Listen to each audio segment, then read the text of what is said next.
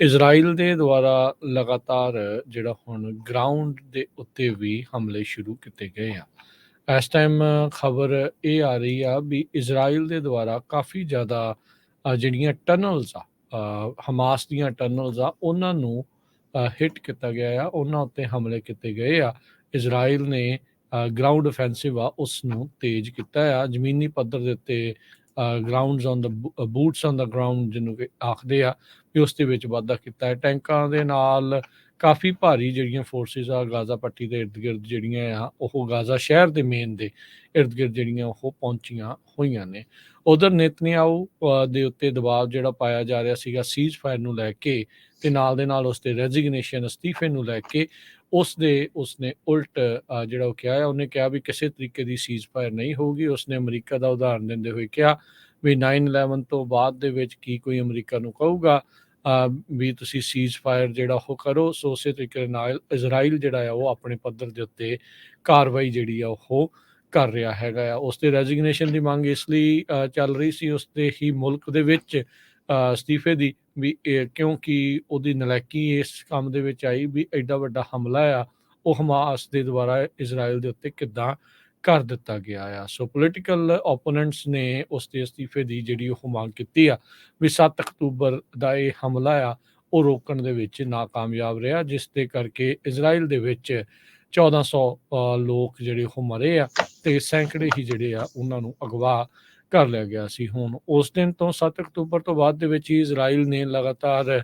Gaza ਪੱਟੀ ਦੇ ਉੱਤੇ Hamas ਦੇ ਉੱਤੇ ਜਿਹੜੇ ਹਮਲੇ ਜਾਰੀ ਰੱਖੇ ਹੋਏ ਆ, ਜਿਸ ਦੇ ਵਿੱਚ ਬਹੁਤ ਸਾਰੇ ਜਿਹੜੇ ਸਿਵਿਲੀਅਨਸ ਆ ਉਹ ਮਰ ਰਹੇ ਨੇ। ਹੁਣ ਤੱਕ ਉੱਥੇ ਮਰਨ ਵਾਲਿਆਂ ਦਾ ਜਿਹੜਾ ਆંકੜਾ ਆ 8000 ਨੂੰ ਪਾਰ ਜਿਹੜਾ ਆ ਉਹ ਕਰ ਚੁੱਕਾ ਆ। ਗਾਜ਼ਾ ਦੀ ਜਿਹੜੀ ਹੈਲਥ ਮਿਨਿਸਟਰੀ ਆ ਉਹਨਾਂ ਨੇ ਇਸ ਦੇ ਬਾਰੇ ਜਾਣਕਾਰੀ ਦਿੱਤੀ ਹੈ। ਯੂਨਾਈਟਿਡ ਨੇਸ਼ਨ ਜਨਰਲ ਅਸੈਂਬਲੀ ਦੇ ਵਿੱਚ ਵੀ ਸੀਜ਼ ਫਾਇਰ ਦੀਆਂ ਚਰਚਾਵਾਂ ਜਿਹੜੀਆਂ ਉਹ ਹੋਈਆਂ ਜਦ ਅਮਰੀਕਾ ਦੇ ਐਂਟਨੀ ਬਲਿੰਕਨ US ਦੀ ਇੱਕ ਸੈਨੇਟ ਹੀਅਰਿੰਗ ਦੇ ਵਿੱਚ ਬੋਲ ਰਹੇ ਸੀ। ਕੁਛ ਵਾਰ ਦੇ ਉਲਟ ਵਾਲੇ ਜਿਹੜੇ ਪ੍ਰੋਟੈਸਟਰ, ਐਂਟੀ ਵਾਰ ਪ੍ਰੋਟੈਸਟਰ, ਉਹਨਾਂ ਨੇ ਉਹਨਾਂ ਦੀ ਗੱਲ ਨੂੰ ਇੰਟਰਪਟ ਜਿਹੜਾ ਉਹ ਕਰਦੇ ਹੋਏ ਨਾਅਰੇਬਾਜ਼ੀ ਵੀ ਜਿਹੜੀ ਆ ਉਹ ਕੀਤੀ ਹੈਗੀ ਆ। US ਸੈਕਟਰੀ ਐਂਟਨੀ ਬਲਿੰਕਨ ਤੇ US ਦੇ ਡਿਫੈਂਸ ਦੇ ਸੈਕਟਰੀ ਜਿਹੜੇ ਆ ਲਾਇਡ ਆਸਟਿਨ, ਇਹ ਦੋਨੋਂ ਟੈਸਟੀਫਾਈ ਕਰ ਰਹੇ ਸੀ ਵਾਈਟ ਹਾਊਸ ਤੇ ਜਿਹੜੀ $106 ਬਿਲੀਅਨ ਦੀ ਮੰਗ ਕੀਤੀ ਹੈ ਨੈਸ਼ਨਲ ਸਿਕਿਉਰਿਟੀ ਫੰਡਿੰਗ ਆ ਉਸ ਦੇ ਤਹਿਤ, ਜਿਸ ਵਿੱਚ 14 ਬਿਲੀਅਨ ਤੋਂ ਵੱਧ ਦੀ ਰਾਸ਼ੀ ਜਿਹੜੀ ਇਜ਼ਰਾਈਲ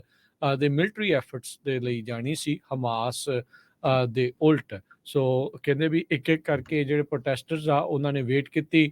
ਜਿੱਦਾਂ ਹੀ ਐਂਟਨੀ ਬਲਿੰਕਨ ਬੋਲਣ ਲੱਗਦੇ ਸੀ ਉਹ ਉਹਨਾਂ ਦੇ ਉੱਤੋਂ ਦੀ ਰੌਲਾ ਪਾ ਕੇ ਵਾਰ ਨੂੰ ਬੰਦ ਕਰਨ ਦੇ ਲਈ, ਸੀਜ਼ ਫਾਇਰ ਕਰਨ ਦੇ ਲਈ ਉਹਨਾਂ ਨੇ ਨਾਅਰੇਬਾਜ਼ੀਆਂ ਜਿਹੜੀਆਂ ਆ ਉੱਥੇ ਕੀਤੀਆਂ। ਇਸ ਕਰਕੇ ਜਿਹੜੇ ਉੱਥੇ ਲਾ ਮੇਕਰਸ ਆ ਉਹਨਾਂ ਨੂੰ ਕਈ ਵਾਰੀ ਆਪਣੀ ਜਿਹੜੀ ਇਹ ਹੀਅਰਿੰਗ ਆ ਉਸ ਨੂੰ ਵੀ ਸਸਪੈਂਡ ਕਰਨਾ ਪਿਆ। ਕੈਪੀਟਲ ਪੁਲਿਸ ਨੇ ਜਲਦੀ ਦੇ ਵਿੱਚ ਉਹ ਜਿਹੜੇ ਡੈਮੋਸਟ੍ਰੇਟਰ ਸੀਗੇ, ਪ੍ਰੋਟੈਸਟਰ ਸੀ, ਉਹਨਾਂ ਨੂੰ ਫਿਰ ਰੂਮ ਚੋਂ ਬਾਹਰ ਵੀ ਕੀਤਾ। 12 ਜਾਣਿਆਂ ਨੂੰ ਪੁਲਿਸ ਨੇ ਉੱਥੇ ਗ੍ਰਿਫਤਾਰ ਕੀਤਾ ਆ ਇਲੀਗਲ ਪ੍ਰੋਟੈਸਟਿੰਗ ਦੇ ਲਈ, ਜਿਹੜਾ ਡਰਕਸਨ ਸੈਨੇਟ ਆਫਿਸ ਬਿਲਡਿੰਗ ਆ ਉਸ ਦੇ ਅੰਦਰ।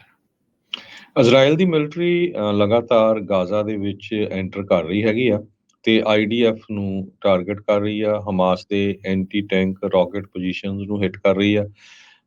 ਇਜ਼ਰਾਈਲ ਦੀ ਆਰਮੀ ਨੇ ਇਹ ਕਿਹਾ ਆ ਵੀ ਅਸੀਂ 50 ਤੋਂ ਵੱਧ ਜਿਹੜੇ ਹਮਾਸ ਦੇ ਅੱਤਵਾਦੀ ਆ ਉਹਨਾਂ ਨੂੰ ਮਾਰ ਦਿੱਤਾ ਹੈਗਾ। ਉਹਨਾਂ ਦੇ ਵਿੱਚੋਂ ਹਮਾਸ ਦਾ ਇੱਕ ਕਮਾਂਡਰ ਜਿਸ ਨੇ ਅਕਤੂਬਰ 7 ਦਾ ਅਟੈਕ ਇਜ਼ਰਾਈਲ ਦੇ ਅਗੇਂਸਟ ਜਿਹੜਾ ਸੀ ਡਾਇਰੈਕਟ ਕੀਤਾ ਸੀ, ਆਰਗੇਨਾਈਜ਼ ਕੀਤਾ ਸੀ, ਉਸ ਨੂੰ ਵੀ ਮਾਰ ਮੁਕਾਇਆ ਹੈਗਾ। ਟੋਟਲ 9400 ਲੋਕਾਂ ਦੀ ਮੌਤ ਹੋ ਚੁੱਕੀ ਹੈ, 1400 ਇਜ਼ਰਾਈਲੀ, 33 ਅਮਰੀਕਨ ਤੇ 8000 ਦੇ ਕਰੀਬ ਪੈਲਸਤੀਨੀਅਨ ਆ। 8000 ਦੇ ਵਿੱਚੋਂ 50% ਬੱਚੇ ਤੇ ਬੀਬੀਆਂ ਹੈਗੀਆਂ। 110 ਵੈਸਟ ਬੈਂਕ ਵਿੱਚ ਮਾਰੇ ਗਏ ਆ। 10 ਅਮਰੀਕਨ ਫ੍ਰੀ ਵੀ ਹੋਏ ਹੈਗੇ ਆ, ਜੋ 239 ਦੇ ਕਰੀਬ ਜਿਨ੍ਹਾਂ ਨੂੰ ਬੰਦੀ ਬਣਾਇਆ ਹੋਇਆ ਸੀ ਹਮਾਸ ਵਾਲਿਆਂ ਨੇ। ਸੋ ਸਿਚੁਏਸ਼ਨ ਇਸ ਟਾਈਮ ਬਹੁਤ ਬੈਡ ਹੈਗੀ ਆ।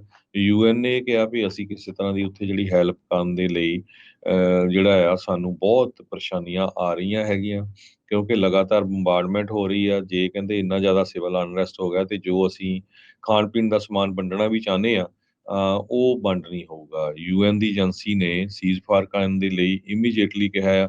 ਇਹ ਕਹਿੰਦੇ ਵੀ ਮੈਟਰ ਆਫ ਲਾਈਫ ਤੇ ਡੈਥ ਹੈਗਾ ਮਿਲੀਅਨਸ ਆਫ ਲੋਕ ਦੇ ਲਈ। ਇਹ ਆਪਾਂ ਦੇਖਿਆ ਹੀ ਆ। ਫਲੀਪੇ ਲਾਜ਼ਰੀਨੀ ਇਹ ਕਮਿਸ਼ਨਰ ਹੈਗੇ, commissioner general of United nation relief ਤੇ ਵਰਕ ਏਜੰਸੀ ਦੇ, ਜੋ ਪੈਲਸਤੀਨੀਅਨ ਰਿਫਿਊਜੀਜ਼ ਦੇ ਲਈ ਕੰਮ ਕਰਦੇ ਆ। ਕਹਿੰਦੇ ਵੀ ਜੇ ਇਸੇ ਤਰ੍ਹਾਂ ਫਾਈਟਿੰਗ ਚੱਲਦੀ ਰਹੀ ਤਾਂ ਇਹਦਾ ਜਿਹੜਾ ਅਸਰ ਆ ਸਾਡੀ ਜੋ ਆਪਾਂ ਫੂਡ ਲੈ ਕੇ ਜਾਂਦੇ ਆ ਉਹਦੇ ਉੱਤੇ ਬਹੁਤ ਜ਼ਿਆਦਾ ਪਊਗਾ। Gaza the ministry of health ਨੇ ਇਹ ਕਿਹਾ ਆ ਵੀ 8300 ਤੋਂ ਵੱਧ ਸਿਵਲੀਅਨ ਜੋ ਆ ਉਹ ਮਾਰੇ ਗਏ ਹੈਗੇ ਆ। ਯੂਨੀਸੈਫ ਦੇ ਐਗਜ਼ੀਕਿਊਟਿਵ ਡਾਇਰੈਕਟਰ ਕੈਥਰੀਨ ਰਸਲ ਨੇ ਇਹ ਕਿਹਾ ਵੀ ਜਿਹਦੇ ਵਿੱਚੋਂ 3400 ਦੇ ਕਰੀਬ ਬੱਚੇ ਹੈਗੇ ਆ। 6300 ਤੋਂ ਵੱਧ ਬੱਚੇ ਜਿਹੜੇ ਆ ਉਹ ਫੱਟੜ ਵੀ ਹੋਏ ਹੈਗੇ ਆ। ਕਹਿੰਦੇ ਵੀ ਇਹਦਾ ਮਤਲਬ ਇਹ ਆ ਵੀ 420 ਬੱਚੇ ਹਰ ਰੋਜ਼ ਮਰ ਰਹੇ ਆ ਜਦੋਂ ਤੋਂ ਹੀ ਜਿਹੜੀ ਲੜਾਈ ਚੱਲ ਰਹੀ ਹੈਗੀ ਆ। ਜੀ ਸੋ ਅਮਰੀਕਾ ਦੇ ਵਿੱਚ ਵੀ ਵਿਰੋਧ ਬਹੁਤ ਹੋ ਰਿਹਾ, ਲੋਕ ਬਹੁਤ ਐਂਟੀ ਆ ਵੀ ਇਹ ਇਦਾਂ ਲੜਾਈ ਨਹੀਂ ਹੋਣੀ ਚਾਹੀਦੀ ਹੈਗੀ, ਹੁਣ ਇਹ ਤੇ ਸੀਜ਼ ਫਾਇਰ ਹੋਣਾ ਚਾਹੀਦਾ। ਈਵਨ ਜੀਨ ਪੇਅਰ ਜੋ ਪ੍ਰੈਸ ਸੈਕਟਰੀ ਹੈਗੇ ਆ ਪ੍ਰੈਜ਼ੀਡੈਂਟ ਜੋ ਬਾਈਡਨ ਉਹਨਾਂ ਦੇ, ਉਹਨਾਂ ਨੂੰ ਜਦ ਕੁਐਸਚਨ ਪੁੱਛਿਆ ਗਿਆ ਵੀ ਐਂਟੀ ਇਜ਼ਰਾਈਲ ਪ੍ਰੋਟੈਸਟਰਸ ਜਿਹੜੇ ਐਕਸਟ੍ਰੀਮਿਸਟ ਆ, ਤਾਂ ਉਹਨਾਂ ਨੇ ਇਦਾਂ ਦਾ ਸ਼ਬਦ ਉਹਨਾਂ ਲਈ ਨਹੀਂ ਵਰਤਿਆ ਹੈਗਾ। ਸੋ ਉਹਨਾਂ ਨੂੰ ਵੀ ਪਤਾ ਹੈ ਵੀ ਵਿਰੋਧ ਬਹੁਤ ਜ਼ਿਆਦਾ ਹੋ ਗਿਆ। ਪਰ ਦੂਸਰੇ ਪਾਸੇ ਪ੍ਰੈਜ਼ੀਡੈਂਟ ਬਾਈਡਨ ਹੁਣੀ ਨਿਊਯਾਰਕ ਟਾਈਮ ਦੇ ਉੱਤੇ ਵੀ ਬੜਾ ਔਖੇ ਹੈਗੇ ਆ ਵੀ ਉਹਨਾਂ ਨੇ ਜੋ ਉੱਥੇ ਹਸਪਤਾਲ ਦੇ ਵਿੱਚ ਮਿਜ਼ਾਈਲ ਡਿੱਗੀ ਸੀ, ਜਿਹੜੀ ਕੰਟਰੋਵਰਸੀ ਵੀ ਬਣੀ ਬਾਅਦ ਦੇ ਵਿੱਚ ਵੀ ਨਹੀਂ ਜੀ ਉਹਨਾਂ ਇਹ ਪੈਲਸਤੀਨੀਅਨ ਹਮਾਸ ਗਰੁੱਪ ਨੇ ਸਿੱਟਿਆ ਸੀ ਜੋ ਵੀ ਰਾਕੇਟ। ਪਰ ਉਸ ਰਿਪੋਰਟ ਨੂੰ ਲੈ ਕੇ ਜੋ ਨਿਊਯਾਰਕ ਟਾਈਮ ਨੇ ਰਿਪੋਰਟ ਛਾਪੀ ਹੈਗੀ ਆ ਤੇ ਪ੍ਰੈਜ਼ੀਡੈਂਟ ਬਾਈਡਨ ਹੁਣੀ ਉਸ ਰਿਪੋਰਟ ਤੋਂ ਕਾਫੀ ਔਖੇ ਹੈਗੇ ਆ।